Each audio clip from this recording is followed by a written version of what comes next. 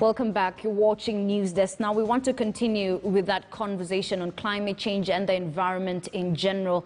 Dr. Isaac Kalua-Green, who is an environmentalist and an entrepreneur, is still with me here in studio. Now, you were talking about the fact that we need to be prepared. So I just want us to go back to the conversation on L.Turkana swelling. For us, we already know, the government already knows. But then how do we prepare those living around the lake, the communities are living around that lake specifically? How best can they be prepared? Very good question. Thank you so much. And I think one of the things that we need to start looking at is why would Lake Victoria and why would Lake Nakuru, why would Turkana be said to be filling up and all that? Mm-hmm. And so that once we understand, because some of these things, we take them lightly. We don't understand the effects and why they're happening. Majorly, climate change and all these activities are caused by human. When we talk about some lakes filling up more than they would and water levels going high, majorly is one of the human activities, including farming, where we have farmed in the wrong places. Water has been in plenty and has driven that water into silting the lakes, and therefore the water levels tend to go higher because there is too much silting. This is one side of it. There is also what we can't do much about because of so much activities happening everywhere in different parts of the world, which is a tectonic effect where the earth is said to be moving, and therefore you cannot be able to do much about that, because when it happens, it has happened, just like it happened in the beginning of the world, those million years back. And therefore these are some of the issues that are definitely happening. Then there is, of course, the climatic change issues because of what we have been able to do, messing up the environment in one way or another, and therefore rainfall effects and activities that are done in other parts of the world are leading to some of this. So having known this, is for the government, for the private sector, to look at what we can be able to do. It has to be very systematic. Mm-hmm. One, when we talk about governance issues, we need to have a structure that makes sense, a structure that is aligned to the entire government, a structure that would attract the government budget system in a manner that is so practical that can be taken down to mwananchi. Because when you speak to a Kenyan at the grassroots, they don't understand what climate change is about. But they know that rain, it is colder the season than it has always been, or it was hotter in July last year than it was today, or rains, I did not harvest what I planted, and so much more. So that we bring down this information to the level of every Kenyan what they need. How do you do that? First, and this is an appeal, I'll take this opportunity in your studio to make a very passionate appeal to the presidency and also the government in general. The Climate Change Council needs to be activated, and I request you, Your Excellency President, if you can activate this law and sign it into a position where everyone can be able to understand and be able to take it up, and budget of the government to be aligned. Because if it was there, issues like gas, which has now attracted the VAT of 16%, and therefore gone too high, mwananchi would not understand what it all means, and they will all switch back to what we have been doing, which is just the charcoal and the firewood, which is obvious because one misaction leads to a greater mess and a mess in the society. How do we deal with this when we also know that we have signed an international protocol and commitment to reducing our greenhouse emissions to 32%. The world is targeting to reduce it by 45%, and commitments have been done. If we are not seen to be doing this by the world that we are looking at, where we are also looking at them paying for the mess that they are doing in the environment, our commitment is not clear. And therefore, it starts at that level. And it is my appeal, all the advisors of His Excellency the President, including the Minister and everyone else, I think it is time that we prioritize this, and this should not even be a discussion anymore, because we know the importance. And Kenya had made strides to the level that we have been respected world over for having a climate change council that has never been done elsewhere, and made this kind of strides. We will then, having done this, it will be aligned to the communities in the so-called county governments that will be able to align activities that would be able to create livelihoods that are tangible to the mwananchi at the grassroots. So these are some of the activities that we need to make and start creating businesses. Because, as I said, issues of climate change is simple. It is a matter of governance, and the other side, it is sustainable livelihoods, the actual economic activities. On the other side, the private sector has made commitments to be able to deal with some of the things. And therefore, institutions like KEPSA, institutions like Kenya Association of Manufacturers, because the law is already in place, it is going to be very easy to get institutions like UN and everyone else to support, and also attract the Global Fund, which has remained unutilized in the country, to a point that it can be used. And we need to see these things deeper. When we talk about L.Turkana, it goes deeper. We are talking in our own Kenya Wildlife Service. We are losing animals, the wildlife, to levels that can never even be reported. There are times that elephants are dying in their hundreds, but you can't even say that to the world, because there is a problem. And they lack funding, they lack institutions. The organization of these institutions to pull in one direction, so that we have institutions like Kenya Water Towers coordinating and working very well with Kenya Forest Service, the Kenya Warma, all these institutions to be well coordinated, so that resources are not lost, and there is accountability to also lock corruption out of these kind of processes. So it's something that we need to be very strategic, and therefore everyone is responsible, and getting the institutions that are dealing with these issues, including the institution that is supposed to advise us with matters of climate, to be well funded. They have equipment, but sometimes they can't be able to go out to be able to deal with these issues. And where is the money? It's available from the private sector and other senses. So thanks for asking that, and I'm sure it's so deep we may not be able to address it all at once. But I think the point is getting closer home. Yes, but I want to stay on that just for like a minute or so, Dr. Kalua. Yes, there is activating the law, there is getting the funds, but what about implementation, which is also a challenge we face? How do we ensure that we have effective implementation of this law? Education. We need to educate the people.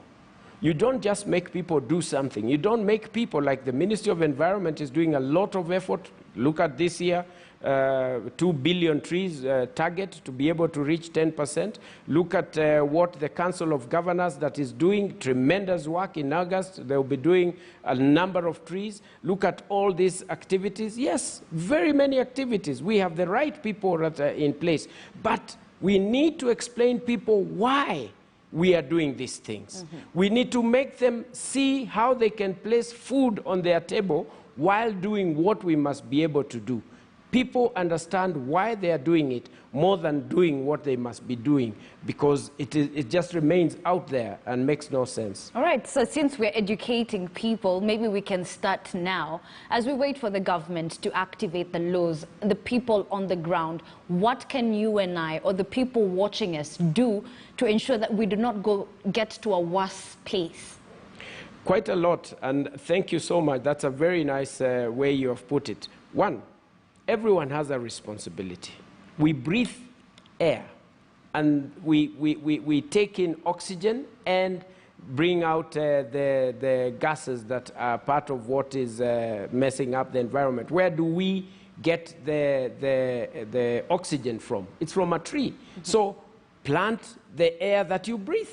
This is an activity. Kenya is targeting to reach 10%. My prayer and my commitment, and I have asked God to help us as a nation, is to do a minimum of 40%. And we started as Green Africa Foundation and partners with the Ministry of Environment, Kenya Forest Service, the Rotary Clubs of Kenya and others, the campaign that is called Plant Your Age.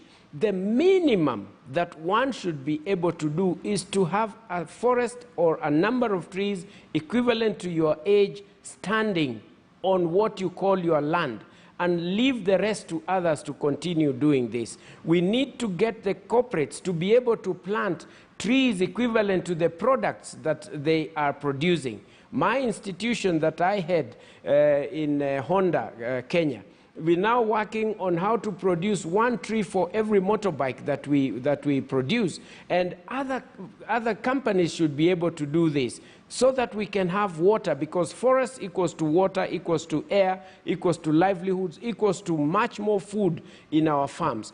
Everyone has an activity that we can be able to do, but it must not be them doing it. It must be starting from me. Why am I doing this? At least minimum, I need oxygen, and therefore a tree that is planted makes the difference in my home. I need water, and the rest would follow. Okay. These are some of the simplest activities that we can be able to do. Of course, they are vast in other areas where we are careful of the standards, the institutions like NEMA, which should be able to control air pollution, the vehicles that we drive, how efficiently we service them, because then we can reduce the pollution in the air. Activities are very many, but when you look out on what you can be able to do, you'll find it very easily. Earlier on, and I'm sorry to take you back, you mentioned some farming activities that actually, contribute to these issues that we're facing. What are those farming activities, and how can we avoid them? As a country, we are using a lot of chemicals in our farms, and some of these activities end up messing the quality of soil and messing up the quality of our water, and therefore going ahead to even mess our health. When you look at the bill that the country is spending on our health and insurance, it's very high. So these are some of the activities. We can start going back to the organic activities. Do you know that we have people in this country who do not take vegetables that they make because they have produced tomatoes, they have produced cabbages with highly infectious chemicals, and therefore they know how dangerous they are, and they are going out to sell this to other people. There are people who produce goats, and they know very well that they have injected them with some serious medication that may not pass the test of time and recommended by various institutions, and this ends up to be sold, and we have it as meat in our own places. There are practices that we are just doing that are not right. Farming in the riparian space is another issue that we need to start avoiding and deal with better farming practices, because we are throwing away and taking away the soil. And we are a country that is full of technocrats, very experienced people. The government has done quite a lot to train officers, and we end up having a way that we do it ourselves without consulting. We need to check with the agricultural officer, with the forest officer, with Kenya Forest Service, with every institution of water. How do I do this in the best way that is practically possible to enable us to mitigate some of the challenges that we have? And therefore, that free education, that art of consultation, and not imagining that these things are not real, will be able to help us to come out of these practices that are not right. All right, thank you for that. Now, even as we conclude, the Food and Agriculture Organization, together with the government of Kenya, has just signed a plan to mitigate drought in arid areas. Is this a step in the right direction, or are we going in circles? Very, very much so. It's time that we move from plan to action. And of course, there are many people who don't take up some of these things very seriously. I request that every officer, every professional who is able to take up and who is signing off this information be shared equally, be shared freely, so that people can be able to take up. Nothing is so potent as the silent influence of a good example. If every officer in this country does what they can know best and make sure that they train a few people to be able to do that, and make sure that whoever is applying this, they understand the value of this, and kick out corruption where we must kick it out, I think we will be home dealing with some of these issues, because international organizations are many. There's a lot of green fund out there that is just waiting, but they wonder who is it that we are going to give, including electric cars, motorcycles, including institutions, high foundations world over, but they lack the people who can be able to do this. So this signed agreement needs to be taken very seriously, be applied in the best way possible, so that we are seen as a nation that we are advancing in the best directions. Embassies are here, and everyone is watching, and we need to be able to do the best for our country. Okay, I have a viewer asking a question, and we have like 1 minute, 30 seconds to answer this. On one side, we're seeing drought. On the other side, we're seeing lakes that are, filling up. What is the science behind all this? Climate change. It's just what our activities are doing. Okay. We are doing wrong activities in the wrong places. We are doing right activities in the wrong places. A mixture of this leads to the same.